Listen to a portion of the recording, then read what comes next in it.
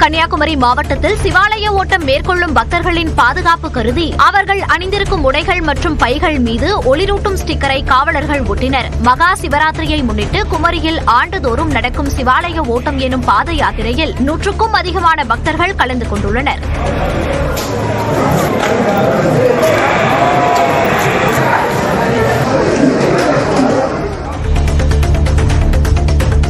Modi Russia செல்லவிருப்பதாக தகவல் வெளியாகியுள்ளது. 2ஆம் உலகப் போரில் ஜெர்மனியை வீழ்த்திய நாளான மே 9ஆம் தேதியை ரஷ்யா ஆண்டுதோறும் வெற்றி விழா அணிவகுப்பாக கொண்டாடி வருகிறது. அந்த வகையில் 80ஆம் ஆண்டு வெற்றி விழா அணிவகுப்பில் இந்திய ராணுவ வீரர்கள் கலந்து கொள்ள இருப்பதாகவும் அந்த நிகழ்ச்சியில் பிரதமர் மோடியும் பங்கேற்க இருப்பதாகவும் தகவல் வெளியாகியுள்ளது. கிருஷ்ணகிரி மாவட்டம் ஹோசூர் கெலவரப்பள்ளி அணையிலிருந்து 2ஆம் போக பாசனத்திற்காக தண்ணீர் திறக்கப்பட்டது. அணையின் வலது மற்றும் இடதுபுற கால்வாய்கள் வாயிலாக 2ஆம் போக பாசனத்திற்காக சுழற்சி முறையில் 2 கால்வாய்கள் வழியாக தண்ணீர் திறக்கப்பட்டுள்ளது. இந்த நிகழ்ச்சியில் மாவட்ட ஆட்சியர் தினேஷ்குமார், ஹோசூர் எம்எல்ஏ பிரகாஷ், மேயர் சத்யா ஆகியோர் கலந்து கொண்டனர். தேனி மாவட்டம் ஆண்டிப்பட்டி அருகே 2 விவசாயிகள் மர்மமான முறையில் உயிரிழந்து கிடந்த சம்பவம் பரபரப்பை ஏற்படுத்தியுள்ளது. பஞ்சதாங்கி மலையடி வாரத்தில் தங்கம்மாள்புரம் கிராமத்தை சேர்ந்த விவசாயிகளான கருப்பையா மற்றும் மணிகண்டன் ஆகியோர் பலத்த காயங்களுடன் சடலமாக கிடந்துள்ளனர். சம்பவ இடத்திற்கு விரைந்த கடமலை குண்டு காவலர்கள் 2 சடலங்களை கைப்பற்றி விவசாயிகள் மரணத்துக்கான காரணம் குறித்து விசாரணை மேற்கொண்டு வருகின்றனர். வடகொரியாவில் சுமார் 5 ஆண்டுகளுக்கு பிறகு வெளிநாட்டவர்கள் சுற்றுலா செல்ல அனுமதி வழங்கப்பட்டுள்ளது. கொரோனா பெருந்தொற்று காரணமாக கடந்த 2020ஆம் ஆண்டு ஜனவரி மாதம் தனது எல்லையை மூடிய வடகொரியா வெளிநாட்டவர்கள் உள்ளே வர தடை விதித்தது.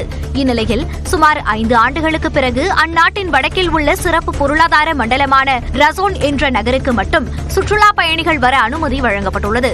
வோன்சன் நகரில் புதிய கடற்கரை நகரை உருவாக்கி வரும் வடகொரியா அதனை சுற்றுலா தலமாக அறிவிக்க வாய்ப்பிருப்பதாகவும் தகவல் வெளியாகியுள்ளது. ஆம் ஆத்மி கட்சி தலைவர் அரவிந்த் கெஜ்ரிவால் ராஜ்யசபா செல்வதாக வெளியாகும் தகவல் உண்மையல்ல என்று அக்கட்சி விளக்கம் அளித்துள்ளது. பஞ்சாப் மாநிலம் லூதியானா மேற்கு சட்டமன்ற தொகுதி இடைத்தேர்தலில் ஆம் ஆத்மி கட்சி எம்பி சஞ்சீவ் அரோரா போட்டியிடுகிறார். இதனால் அக்கட்சியின் தலைவர் அரவிந்த் கெஜ்ரிவால் மாநிலங்களவை எம்பியாக இருப்பதாக தகவல் வெளியானது. ஆனால் அது எதிர்க்கட்சிகளால் பரப்பப்படும் வதந்தி என ஆம் ஆத்மி கட்சி விளக்கம் அளித்துள்ளது. திருப்பூரில் நடந்து சென்றவரிடம் கத்தியை காட்டி செல்போன் மற்றும் பணத்தை பறித்த 3 கைது செய்யப்பட்டனர். வெங்கடேசன் என்பவர் சந்திராபுரம் அம்மா உணவகம் அருகே நடந்து சென்றபோது அவரிடம் கத்தியை காட்டி மிரட்டி செல்போன் மற்றும் 2000 ரூபாயை 3 பறித்துக் கொண்டு தப்பினர். இதுகுறித்து காவலர்கள் விசாரித்து வந்த நிலையில் ஐயம்பாளையத்தைச் சேர்ந்த மணிகண்டன், காலேஜ் ரோடு பகுதியைச் சேர்ந்த பாலாஜி சரவணன், திருமுருகன் பூண்டியைச் சேர்ந்த ராம்குமார் ஆகியோரை கைது செய்தனர். சென்னையை அடுத்த திருவேற்காட்டில் பல மாதங்களாக வயிற்றுவலி பிரச்சனையால் அவதியடைந்து வந்த இளைஞர் தற்கொலை செய்து கொண்ட சம்பவம் சோகத்தை ஏற்படுத்தியுள்ளது. திருவேற்காடு அருகே சுந்தர் சோழபுரத்தைச் சேர்ந்த ஹேமச்சந்திரன் என்பவர் பல மாதங்களாக வயிற்றுவலி பிரச்சனையால் பாதிக்கப்பட்டு இருந்ததாக கூறப்படுகிறது. இந்நிலையில் ஹேமச்சந்திரன் தனது அறையில் மின் விசிறியில் தூக்கிட்டு தற்கொலை செய்து கொண்டுள்ளார். ஜெர்மனியில் உள்ள கோல்ட் நகரில் நடைபெற்ற திருவிழாவில் அமெரிக்க அதிபர் டிரம்ப், ரஷ்ய அதிபர் புட்டின் உட்பட பல்வேறு தலைவர்களின் செயல்பாடுகளை விமர்சிக்கும் வகையில் கேளிக்கை பொம்மைகள் வடிவமைக்கப்பட்டிருந்தன. குறிப்பாக அமெரிக்காவின் சுதந்திர தேவி மற்றும் நீதி தேவதையின் சிலைகளை டிரம்ப் தனது கட்டுப்பாட்டில் வைத்திருப்பது போன்ற பொம்மைகள் அதிகம் கவனம் பெற்றன. இதேபோன்று யுக்ரைன் அதிபர் ஜெலன்ஸ்கி புட்டினின் தலையில் சுத்தியலால் அடிப்பது போன்ற பொம்மையும் வடிவமைக்கப்பட்டுள்ளது. சென்னையை அடுத்த தாம்பரம் அருகே இரும்புலியூரில் ஒடிசாவிலிருந்து கஞ்சாவை கடத்தி வந்த வடமாநிலத்தவர் கைது செய்யப்பட்டார். மதுரவாயல் புறவழிச்சாலையில் டிராலி பேக்குடன் சந்தேகத்திற்கிடமான வகையில் நின்று கொண்டிருந்தவரை மதுவிலக்கு அமலாக்க பிரிவு காவலர்கள் பிடித்து விசாரணை நடத்தியுள்ளனர். அப்போது அவரது டிராலி பேக்கை சோதனை செய்தபோது அதில் கஞ்சா இருந்தது தெரியவந்துள்ளது. மோசமான விமான சேவை வழங்கும் ஏர் இண்டியா நிறுவனத்திற்கு ஆஸ்கர் விருதே வழங்கலாம் என பாஜக தேசிய செய்தி தொடர்பாளர் ஜெய்வி ஷெர்கில் விமர்சித்துள்ளார். அண்மையில் ஏர் இண்டியா விமானத்தில் உடைந்த இருக்கை ஒதுக்கப்பட்டதாக மத்திய அமைச்சர் சிவராஜ் சிங் சௌஹான் குற்றம் சாட்டியிருந்தார். இந்நிலையில் உடைந்த இருக்கை, பணிவற்ற பணியாளர்கள் என அனைத்து பிரிவுகளிலும் ஏர் இண்டியா நிறுவனத்திற்கு ஆஸ்கர் விருதே வழங்கலாம் என ஜெய்வி ஷெர்கில் தனது எக்ஸ் பக்கத்தில் பதிவிட்டுள்ளார். இங்கிலாந்தில் உள்ள பிரபல பெல்கியம் அரண்மனையில் கடந்த 2019ஆம் ஆண்டு தங்க கழிவறை திருடப்பட்ட நிலையில் அதன் சிசிடிவி காட்சிகள் அந்நாட்டு நீதிமன்றத்தில் சமர்ப்பிக்கப்பட்டது. முன்னாள் பிரதமர் வின்ஸ்டன் சர்ச்சில் பிறந்த அரண்மனையில் சுமார் 50 கோடி ரூபாய் மதிப்பிலான தங்க கழிவறை 6 ஆண்டுகளுக்கு முன்பு திருடப்பட்டது. இது தொடர்பாக 3 பேர் கைது செய்யப்பட்டனர். உத்தரப்பிரதேசத்தில் 4 கால்களுடன் இருந்த 16 வயது சிறுவனுக்கு டெல்லி எய்ம்ஸ் மருத்துவமனையில் வெற்றிகரமாக அறுவை சிகிச்சை மேற்கொண்டு 2 கால்கள் அகற்றப்பட்டன. உன்னாவ் மாவட்டத்தைச் சேர்ந்த 16 வயது சிறுவனுக்கு பிறக்கும்போதே வயிற்றின் வெளிப்பகுதியில் 2 கால்கள் என மொத்தம் 4 கால்கள் இருந்தன. இந்நிலையில் டெல்லி எய்ம்ஸ் மருத்துவமனையில் அனுமதிக்கப்பட்ட சிறுவனுக்கு அரிதிலும் அரிதான அறுவை சிகிச்சையை மேற்கொண்ட மருத்துவர்கள் வயிற்றுப் பகுதியில் இருந்த 2 கால்களை வெற்றிகரமாக அகற்றினர். அருணாச்சல பிரதேசத்தில் முதன்முறையாக நடைபெற்ற ஒருங்கிணைந்த நியோகம் யுல்லோ பாரம்பரிய திருவிழா கண்கவர் நடனத்துடன் நடைபெற்றது. காம்லே மாவட்டத்தில் உள்ள போசும்லாவில் நைஷி பழங்குடியின மக்கள் தங்கள் பாரம்பரிய நடனத்தை ஆடி அசத்தினர்.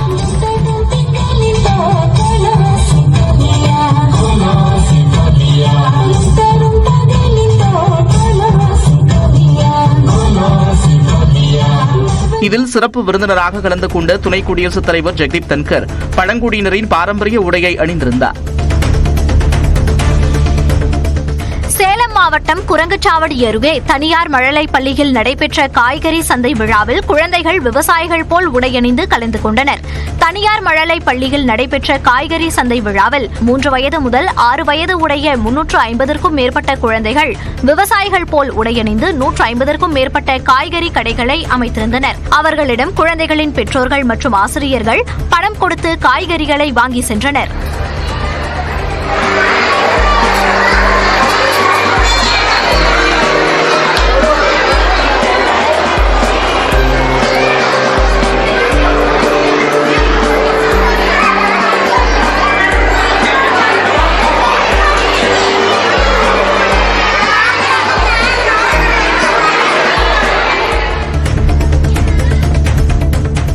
தெற்கு பகுதியில் உள்ள ஷென்சன் நகரில் காவலர்களுடன் இணைந்து ரோபோட்களும் பாதுகாப்பு அணிவகுப்பில் ஈடுபட்டனர். ரோபோகாப் என பெயரிடப்பட்டுள்ள இந்த ரோபோட்களின் மிடுக்கான நடையை சுற்றுலா பயணிகள் கண்டு ரசித்தனர்.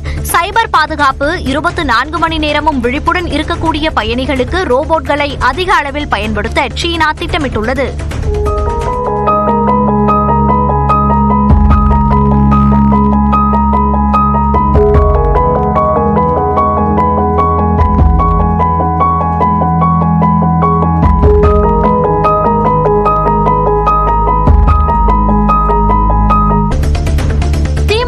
போல் அதிமுக குடும்ப கட்சி இல்லை என்றும் திறமையாக செயல்பட்டால் அனைவராலும் தலைமை பொறுப்பை ஏற்க முடியும் எனவும் முன்னாள் அமைச்சர் தங்கமணி பேசியுள்ளார். நாமக்கல்லில் அதிமுக மாணவர் அணியின் இளம் பேச்சாளர்களுக்கான முகாம் நடைபெற்றது. இதில் கலந்து கொண்டு பேசிய முன்னாள் அமைச்சர் தங்கமணி, ஜனநாயக முறைப்படி எம்ஜிஆர் ஜெயலலிதாவுக்கு பிறகு எடப்பாடி பழனிசாமி எப்படி தலைமை பொறுப்பிற்கு வந்தாரோ அதேபோல சிறப்பாக செயல்பட்டால் அனைவராலும் அதிமுகவின் தலைமை பொறுப்புக்கு வர முடியும் என கூறினார். மகா சிவராத்திரியை முன்னிட்டு இந்திய தலைமை தேர்தல் ஆணையர் ஞானேஷ்குமார் 2 நாள் பயணமாக ராமநாதபுரத்திற்கு வருகை தந்துள்ளார். ராமநாத சுவாமி கோயிலில் இன்று நடைபெறவுள்ள பூஜையில் கலந்து கொள்ளும் தலைமை தேர்தல் ஆணையர் ஞானேஷ்குமார் மறைந்த முன்னாள் குடியரசுத் தலைவர் அப்துல் கலாமின் நினைவிடத்தையும் பார்வையிடுகிறார். சிவகங்கை மாவட்டம் செண்பகம்பேட்டையில் உள்ள சுங்கச்சாவடியை அகற்ற தேசிய நெடுஞ்சாலை ஆணையத்திற்கு உயர்நீதிமன்ற மதுரை கிளை உத்தரவிட்டுள்ளது. புதுக்கோட்டை மாவட்டம் லெம்பலக்குடி சுங்கச்சாவடியில் இருந்து 23 கிலோமீட்டர் தொலைவில் சிவகங்கை மாவட்டம் செண்பகம்பேட்டையில் மேலும் ஒரு சுங்கச்சாவடி அமைக்கப்பட்டுள்ளதால் இதனை அகற்ற கோரி இளங்கோ என்பவர் உயர்நீதிமன்ற மதுரை கிளையில் வழக்கு தொடர்ந்தார். இதனை விசாரித்த உயர்நீதிமன்ற மதுரை கிளை செண்பகப்பேட்டை சுங்கச்சாவடியை அகற்ற உத்தரவிட்டது. கோவை மாவட்டம் பொள்ளாச்சி அருகே சாலை விபத்தில் லாரி அடியில் சிக்கிய ஓட்டுநரின் கால் எலும்பு துண்டானது. பொள்ளாச்சி அடுத்த நேகமம் அருகே வளைவில் லாரியை திருப்பும் போது ஓட்டுநரின் கட்டுப்பாட்டை இழந்த லாரி சாலையில் கவிழ்ந்து விபத்துக்குள்ளானது. இதில் லாரியை ஓட்டி வந்த ஜெயராமன் என்பவர் லாரியின் அடியில் சிக்கிக் கொண்டார். இதையடுத்து தீயணைப்புத் துறையினர் கிரேன் மூலம் லாரியை தூக்கி ஜெயராமை மீட்டனர். குஜராத் மாநிலம் அகமதாபாத்தில் இருசக்கர வாகனத்தில் சென்றவரை கார் ஓட்டுநர் வேண்டுமென்றே இடித்து விபத்துக்குள்ளாக்கிய சிசிடிவி காட்சி வெளியாகியுள்ளது. குப்தா வெஜால்பூரில் முன்னால் சென்ற கார் மீது பைக் மோதி விபத்துக்குள்ளானது. ஆனால் முன்னால் சென்ற கார் ஓட்டுநர் வேண்டுமென்றே தனது வாகனத்தை திருப்பி விபத்துக்குள்ளாக்கிய சிசிடிவி காட்சி வெளியாகி அதிர்ச்சியை ஏற்படுத்தியுள்ளது.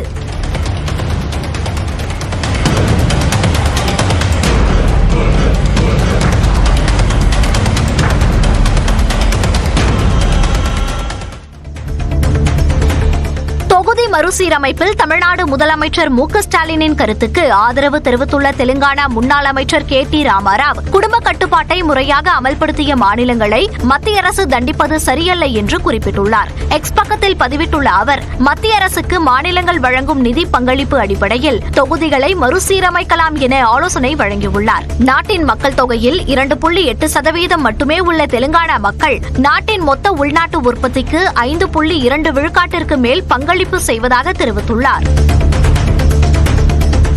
ஸ்ரீவில்லிபுத்தூர் அருகே வயல்வெளியில் வேன் கவிழ்ந்து விபத்துக்குள்ளானது. மகாராஜபுரம் நோக்கிச் சென்ற தனியார் மில் வேன் கூமாப்பட்டி மூலக்கரை கண்மாய் சாலையோரத்தில் எதிரே வந்த வாகனத்துக்கு வழிவிட முயன்றபோது 15 அடி பள்ளத்தில் கவிழ்ந்தது. ஓட்டுநர் உட்பட வேனில் இருந்த 3 பேர் காயமடைந்தனர். மூலக்கரை கண்மாய் சாலையை அகலப்படுத்த வேண்டும் என்று பொதுமக்கள் கோரிக்கை விடுத்துள்ளனர். ஈரோடு மாவட்டம் அந்தியூர் அருகே அரசு பேருந்தும் இருசக்கர வாகனமும் நேருக்கு நேர் மோதிய விபத்தில் ஒருவர் உயிரிழந்தார். மாக்காம்பாளையம் பகுதியைச் சேர்ந்த சித்தேஷ், விஜய், ராம்குமார், குமார் ஆகிய 4 இளைஞர்கள் ஒரே இருசக்கர வாகனத்தில் பயணித்துள்ளனர். அப்போது அந்தியூர் அருகே உள்ள பர்கூர் மலைப்பகுதியில் எதிரே வந்த அரசு பேருந்து மீது இருசக்கர வாகனம் மோதியது. இதில் சித்தேஷ் என்ற இளைஞர் சம்பவ இடத்திலேயே உயிரிழந்தார். தாய்லாந்தின் கிழக்கு பகுதியில் உள்ள பிரசின்புரி மாகாணத்தில் பேருந்து கவிழ்ந்த விபத்தில் 18 பேர் உயிரிழந்தனர். தாய்லாந்தின் வடக்கு பகுதியில் இருந்து கடற்கரை மாகாணமான ரேயாங் நோக்கி சுமார் 50 மாணவர்கள் கல்வி சுற்றுலா சென்றனர். அப்போது பிரசின்புரியில் கட்டுப்பாட்டை இழந்த பேருந்து சாலையோரம் பக்கவாட்டாக கவிழ்ந்ததில் 18 பேர் நிகழ்விடத்திலேயே உயிரிழந்தனர். படுகாயமடைந்த 31 பேர் மருத்துவமனையில் அனுமதிக்கப்பட்டுள்ளனர். தூத்துக்குடி மாவட்டம் கோவில்பட்டியில் பரவலாக மழை பெய்ததால் மக்கள் மகிழ்ச்சி அடைந்தனர். பாண்டவர் மங்கலம், நாலாட்டின் புதூர், திட்டங்குளம், மூப்பன்பட்டி, இலுப்பையூரணி, இனாம் மணியாச்சி உள்ளிட்ட பகுதிகளில் சுமார் அரை மணி நேரம் பலத்த மழை பெய்தது. கடந்த சில நாட்களாக வெயில் வாட்டி வதைத்த நிலையில் திடீரென மழை பெய்ததால் பொதுமக்கள் மகிழ்ச்சி அடைந்தனர்.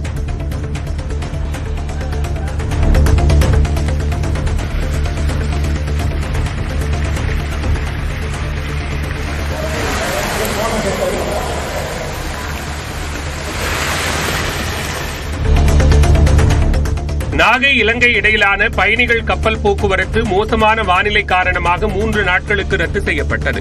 கடந்த சில மாதங்களுக்கு முன்பு தற்காலிகமாக கப்பல் சேவை நிறுத்தப்பட்ட நிலையில் கடந்த 22ஆம் தேதி மீண்டும் தொடங்கியது. இதனிடையே 28ஆம் தேதி வரை கனமழைக்கு வாய்ப்புள்ளதாக வானிலை ஆய்வு மையம் கணித்துள்ள நிலையில் 28ஆம் தேதி வரை 3 நாட்களுக்கு பயணிகள் கப்பல் சேவை ரத்து செய்து அறிவிக்கப்பட்டுள்ளது.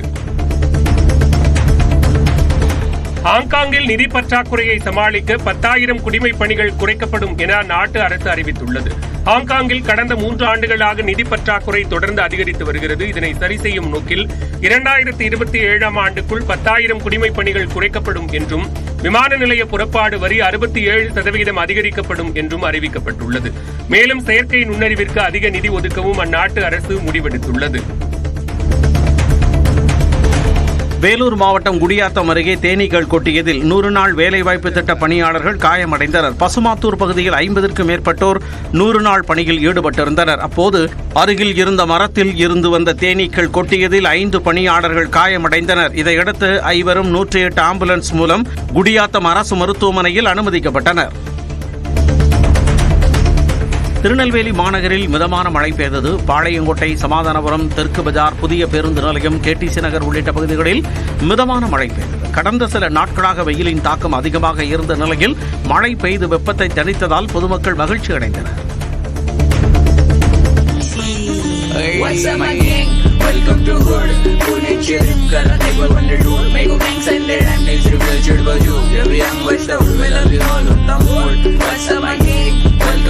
மீனுக்கு குடிமகன்கள் தண்ணி காட்டிய இந்த வீடியோ சமூக வலைதளங்களில் கடும் கண்டனங்களுடன் பகிரப்படுகிறது.